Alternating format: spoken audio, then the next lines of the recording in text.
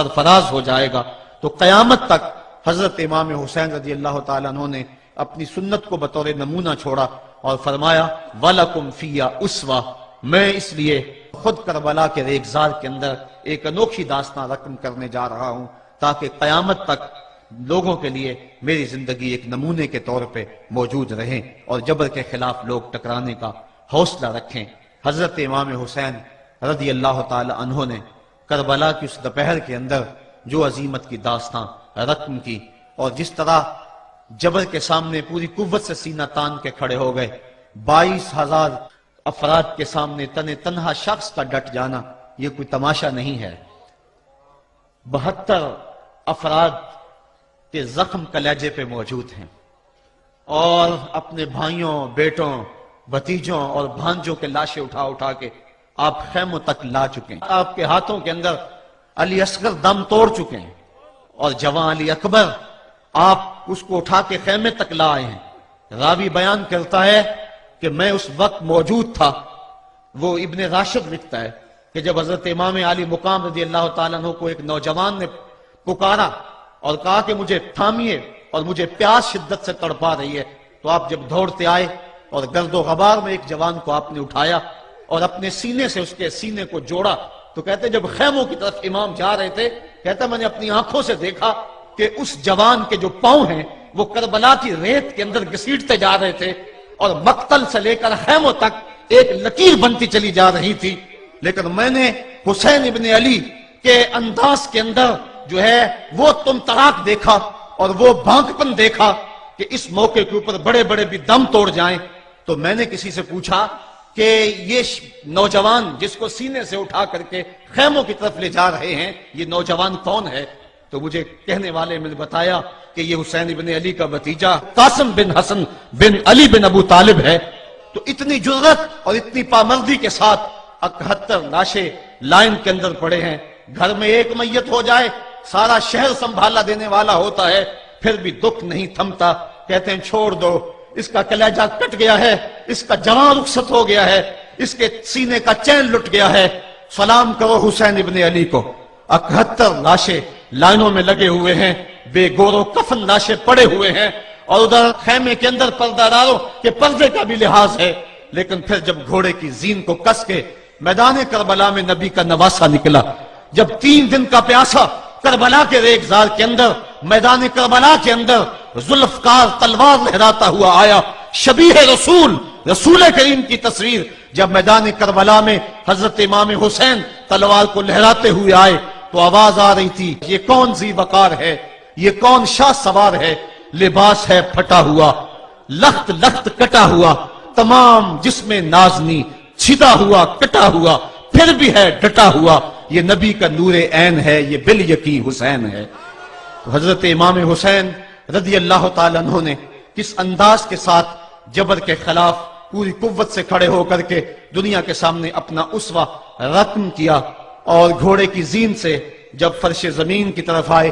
زمانہ جانتا ہے کہ جب آپ کا سر سجدے میں تھا کہ اس وقت سنان بن انس نے آپ کے سر کو کاٹا، یا خولی بن یزید نے کاٹا، یا شمر نے کاٹا، اختلافات ہے روایات کے اندر، لیکن حضرت امام حسین رضی اللہ تعالی عنہ کا آخری وقت سر جو تھا وہ سجدے میں تھا، اور سجدے کی حالت کے اندر دست قاتل نے سر حسین کو تن حسین سے الگ کیا۔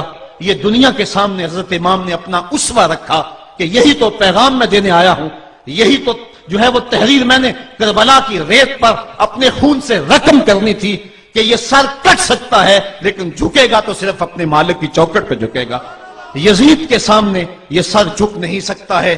تو حضرت امام حمام رضی اللہ تعالیٰ عنہ نے کربلا کے تپتے ہوئے ریگزار میں جب 72-73 لاشیں خیموں کے سامنے پڑے تھے اور اتنے زخم کلیجے پہ تھے، راوی کہتا ہے کہ جب آپ کی قمیض اتاری گئی تو 113 سوراخ اس میں تیروں کے تھے، 33 زخم نیزوں کے تھے، 34 گھاؤ تلواروں کے تھے، اتنے زخم جسم کے اندر اور جسم چور ہے زخموں سے۔ لیکن حضرت امام حسین نے جب پیشانی سجدے میں رکھی تو آخری لفظ یہ تھے اللہم رضن بقضائک وصبرن علی بلائک تسلیما لامرک سبحان ربی العالی، مالک تیری تقدیر پہ راضی ہو گیا ہوں، مالک زخم سے پہ بھی میں مسکرا رہا ہوں، مالک تیری طرف سے جو دکھ آئے میں نے ان کو قبول کیا، جے سونا میرے دکھ وچ راضی تے میں سکھ نو چلے ڈاواں، مالک میں سب کچھ قبول کیا، حسین تیری رضا پہ راضی ہے، میرے مالک تو بھی بتا تو بھی حسین پہ راضی ہوا ہے کہ نہیں ہوا ہے؟ آواز آ رہی تھی اس پیاسے پر علی شیر خدا کو ناز ہے، اس نواسے پر محمد مصطفیٰ کو ناز ہے، اوروں نے بھی سجدہ کیا پر اس کا عجب انداز ہے، اس نے وہ سجدہ کیا جس پر خدا کو ناز ہے۔ اے حسین ابن علی تم پر سلام، نازش آل نبی تم پر سلام۔ آج لہجہ بھی دم توڑ رہا ہے اور سورج بھی درد غروب سے زرد ہو رہا ہے، وقت کے دامن میں گنجائش نہیں کہ میں اس مضمون کو چھیڑوں، آؤ ہم سلام کرتے ہیں۔ یہ سورج سامنے چمک رہا ہے، میں یہاں بیٹھا سوچ رہا تھا کہ ہم نے تو نہیں دیکھا، اے سورج دوپہر کا وہ منظر تم نے تو دیکھا تھا جب کربلا میں حسین کا سر کٹا تھا، جب گھر لٹا تھا، جب خیموں کو آگ لگی تھی، جب سکینہ رو رہی تھی، اور جب گھوڑا خالی پلٹا تھا اور سکینہ پوچھتی تھی گھوڑے تو خالی آ گیا ہے، حسین کہاں چھوڑ آیا ہے؟ آج یہ سورج یہ چمک چمک کے وہ ہمیں کہانی سنا رہا ہے اور ہمیں پیغام دے رہا ہے کہ نبی کے نام پہ حسین نے تو سر کٹا دیا، آج تم کہتے ہو دین پہ چلنا بڑا مشکل ہے، تم شور ڈال رہے ہو، جن کے لیے مسجدوں میں قالین بچھے ہوئے ہیں، گرم پانی دستیاب ہے اور ان کے لیے مسجدوں میں آسائشیں موجود ہیں، اور پھر بھی وہ کہتے ہیں دین پہ چلنا بڑا مشکل ہے۔ ذرا دیکھو حسین ابن علی کو سجدے میں سر رکھ کے، پیشانی رب کے حضور رکھ کے، حسین ابن علی کہہ رہے ہیں مالک میں سر کٹا کے بھی تیرے حضور حاضر ہوں اور تجھ پہ راضی ہوں، تو بھی بتا کہ تو بھی حسین پہ راضی ہے یا نہیں ہے۔ اے حسین ابن علی تم پر سلام، نازش آل نبی تم پر سلام، تم پہ لاکھوں رحمتیں لاکھوں سلام، اے شہیدان محبت کے امام، لالا گوں لالا بدن لالا چمن، اے چمن اندر چمن اندر چمن، زندگی ہی زندگی تیری حیات، اے حیات اندر حیات، افتخار ملت بیضا ہے تو، رب کعبہ کی قسم یکتا ہے تو، فخر کا دل میں دریچہ باز کرنا چاہیے، جن کا تو آقا ہے ان کو ناز کرنا چاہیے۔ آج ہم ناز کرتے ہیں حسین ابن علی پہ، ہم حسین والے نہیں ہیں، ہم واہ حسین والے ہیں۔ واہ حسین تیری عظمت کو سلام، اتنے زخم کلیجے پہ ہو تو کھڑا نہیں ہوا جاتا، لیکن جبر کے خلاف کتنی قوت سے کھڑا ہے۔ حسین ابن علی نے اپنا نمونہ لوگوں کے سامنے رکھنا تھا، تو اقبال کہتا ہے سرخ رو عشق غیور از خون او، شوخی این مصرع از مضمون او۔ یزید مٹ گیا، یزید کا نام مٹ گیا، اس کا تشخص مٹ گیا، حسین کل بھی زندہ تھا، حسین آج بھی زندہ ہے۔ مرتا تو وہ ہے جس کی فکر مر جائے، مرتا تو وہ ہے جس کا نصب العین مر جائے، مرتا تو وہ ہے جس کا مشن ختم ہو جائے۔ حسین کا نصب العین زندہ، حسین کی فکر زندہ، حسین کا مشن زندہ، حسین زندہ، حسین کا نانا بھی زندہ۔ آج بھی ہزاروں کروڑوں اربوں انسان حسین کا نام لے کے جی رہے ہیں۔ میں کہتا ہوں اگر کوئی یزید کا نام بھی لیتا ہے تو وہ سر جھکا کے دیتا ہے۔ کیسا تمہارا لیڈر ہے جس کا نام لیتے ہوئے بھی تمہیں شرم آتی ہے؟ نام لینے سے پہلے سر جھکاتے ہو، نام لیتے ہوئے پسینہ پسینہ ہوتے ہو، نام لینے کے بعد منہ چھپا لیتے ہو۔ تمہیں اپنے قائد اور اپنے لیڈر کا نام لیتے بھی شرم آتی ہے، اور جب ہمارے لبوں پہ نام حسین آتا ہے ہمارا قد اونچا ہو جاتا ہے، ہمارا سر فخر سے بلند ہو جاتا ہے۔ فخر کا دل میں دریچہ باز کرنا چاہیے، جن کا تو آقا ہے ان کو ناز کرنا چاہیے۔ تو حسین ابن علی نے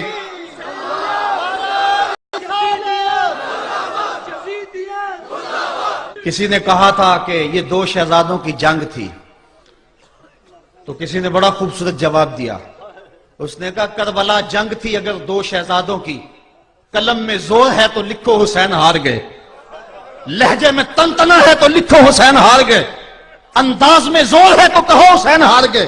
زمانہ کل بھی کہتا تھا، زمانہ آج بھی کہتا ہے، حسین کل بھی جیتا تھا، حسین آج بھی جیتا ہے۔ جب حضرت امام حسین رضی اللہ تعالیٰ عنہ کا سر انور کاٹ لیا گیا اور خولی بن یزید نے نیزے کی نوک پہ اس کو رکھا، ویسے رخ سر کا زمین کی طرف سے تھا، کسی نے کیا خوب کہا باں کے سر نیزے پہ اور سوئے زمین ہے روح، یعنی سجدہ ثانی کی ہے آرزو۔ رکعت کے دو سجدے ہوتے ہیں، ایک سجدہ ہوا تھا کہ سر انور جدا کر لیا گیا، جب نیزے کی نوک پہ تھا سر تو رخ زمین کی طرف سے تھا۔ شاعر کہتا ذرا غور سے دیکھو سر حسین کیا کہہ رہا ہے، सर हुसैन की पेशानी जमीन की तरफ है, पेशानी में दूसरे सजदे की आरजू मचल रही है। तो जब इमाम हुसैन का सर खोली ने नेज़े की नोक पे चढ़ाया, उसने तो ये कहना चाहा था कि हम फतह याब हुए और देखो हमने सर काट लिया। किसी ने कहा जरा गौर से देखो, ये तो सर कट के भी सर बुलंद है, ये सर कट गया फिर भी सर बुलंदी नहीं गई है, इसका बांकपन फिर भी नहीं गया है। हुसैन का सर कल भी ऊंचा था, हुसैन का सर आज भी ऊंचा है। उसका नाम जिंदा, उसका पैगाम जिंदा, उसकी फिक्र जिंदा। हजरत इमाम ज़ैनुल आबिदीन ये करबला के वो शख्स हैं जिन्होंने सारा मंजर अपनी आंखों से देखा था। इतने दुख किसी को नहीं पहुंचे जितने ज़ैनब और ज़ैनुल आबिदीन को पहुंचे हैं। सब मंजर खुली आंखों से देखा। 14 साल की उम्र है, बीमार हैं, तारीख बताती है उसके बाद सारी जिंदगी हजरत ज़ैनुल आबिदीन ने ठंडा पानी नहीं पिया। जब पानी पीने लगते तड़पने लगते, कहते मुझे सकीना की प्यास याद आती है, मुझे अली अस्कर का तड़पना याद आता है। सारी जिंदगी फिर ठंडा पानी नहीं पिया। हजरत इमाम ज़ैनुल आबिदीन ने यह सारा मंजर खुली आंखों के साथ देखा था। और फिर आपने दमिश्क के बाजारों में भी और कूफे की गलियों के अंदर भी सरों का ये काफिला अपनी क़यादत के अंदर जो है वो गुजारा था। जब यजीद के दरबार के अंदर हजरत इमाम ज़ैनुल आबिदीन पहुंचे तो यजीद ने पहले तो जो है वो दुख का इजहार किया। बाज लोग यहां से यजीद की बरियत का ऐलान करते हैं। यहां किसी ने बड़ी खूबसूरत बात कही कि कातिल की पशेमानी मकतूल की अहमियत को तो बढ़ा सकती है, लेकिन उसके दामन से कत्ल के दाग को नहीं धो सकती। तो उसने ये सब कुछ किया, ये बस उसके टसवे थे जो वो बहाने लगा। लेकिन बाद में उसने हजरत इमाम हुसैन रज़ी अल्लाह ताला अन्हु के दांतों के ऊपर जो है वो छड़ी मारना शुरू कर दी। तो हजरत अबू बरज़ा असलमी सहाबी रसूल वहां मौजूद थे, वो खड़े हो गए, उठ के बदन कांपता है उनका, कहने लगे जालिम इरफा कदीबा का, यहां अपनी छड़ी हटा ले। मैंने अपनी इन आंखों से देखा है कि कान रसूलुल्लाह सल्लल्लाहु अलैहि वसल्लम यल से महू, हुजूर ने इन होंठों को खुद चूमा है। तो यह कह के आप दरबार से निकल गए और रोते थे और आपके बदन पे कपकी भी तारी थी।